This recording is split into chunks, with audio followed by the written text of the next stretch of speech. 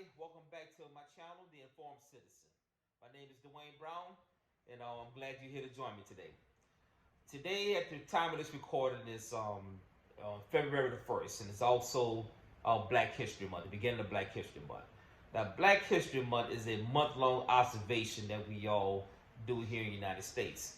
And this is an important observation for me personally as a black man and to the fabric of understanding the tapestry that is American history.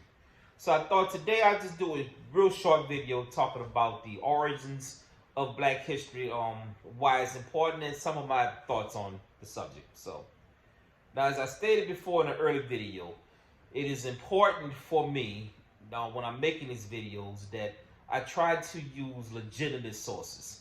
My personal feeling is we have, in our current climate right now, a lack of belief in our institutions, especially when it comes down to the news media and reputable sources. Everybody's a broadcaster. I mean, I'm broadcasting now on YouTube.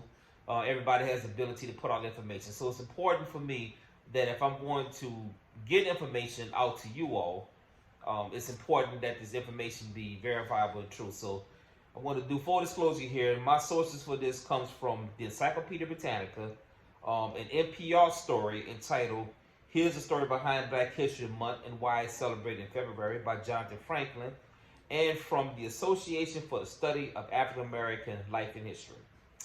So, Black History Month origins, and got its origins, or got its start in 1926. And it was started by Carter G. Woodson. And it was a week-long celebration where he wanted to focus on the achievements of black people and stuff. He wanted to focus on the importance of black history. You think back in 1926, we're not too far removed from slavery during that time. This is still during the times of Jim Crow, racial discrimination is running rampant and stuff in our laws and everything. So, Carter G. Woodson thought it was important that we, set aside some time where we can really focus on the contributions of black people. And it was a week-long celebration. It was chosen in February because it was close to the birthdays of President Lincoln, who, as you know, was responsible for the Emancipation Proclamation, and abolitionist Frederick Douglass. So those were two very important people and birthdays to black people and stuff. So the month of February was chosen because of those two people. A lot of time people joke, at least when I was growing up, about how Black History Month is celebrated in the shortest month of the year. It wasn't picked because of that. It was picked because of Frederick Douglass and for President Abraham Lincoln. 1976, under the administration of President Gerald Ford, is when Black History Week was expanded to Black History Month. And I remember that. I was born in 1970, and I remember growing up in New Orleans.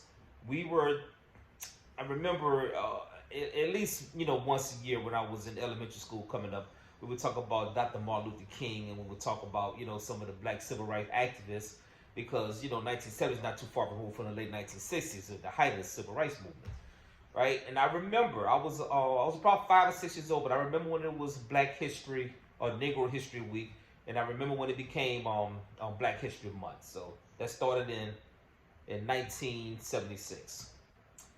Now, one of the things I didn't know prior to maybe an hour ago is that every year since 1928. Black History Month has featured a theme. I didn't know that. So this year's theme is Black Health and Wellness. Now, the Association for the Study of American Life and History, and I'll leave a link to that in the comments under this video, where you can go to. It's a really good source. Talks about the theme for this month. In one paragraph it says, the theme for 2022 focuses on the importance of black health and wellness. This theme acknowledges the legacy of not only black scholars and medical practitioners in Western medicine, but also other ways of knowing, ergo, birth workers, doulas, midwives, naturopaths, herbalists, etc., throughout the African diaspora. The 2022 theme considers activities, rituals, and initiatives that black communities have done to be well.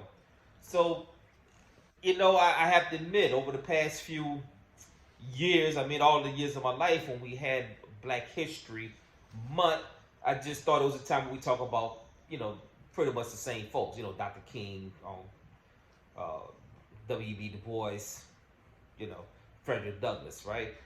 I don't think I knew that every year there was a specific theme for Black History Month. So that's something moving forward that I'm going to think about and try to focus more on moving forward, especially the fact that I work in the medical field. This year theme seems pretty important.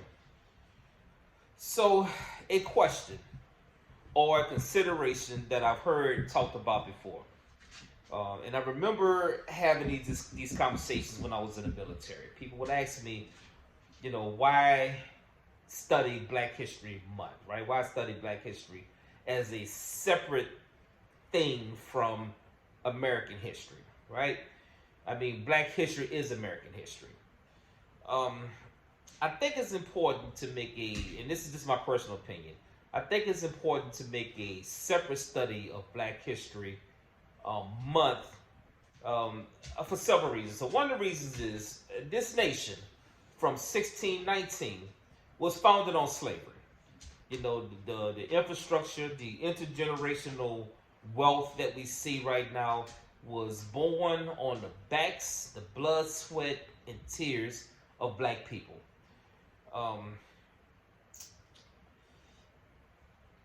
There are disparities. There are generational inequalities and disparities in health and money and wealth, power, influence that directly led from the system of slavery.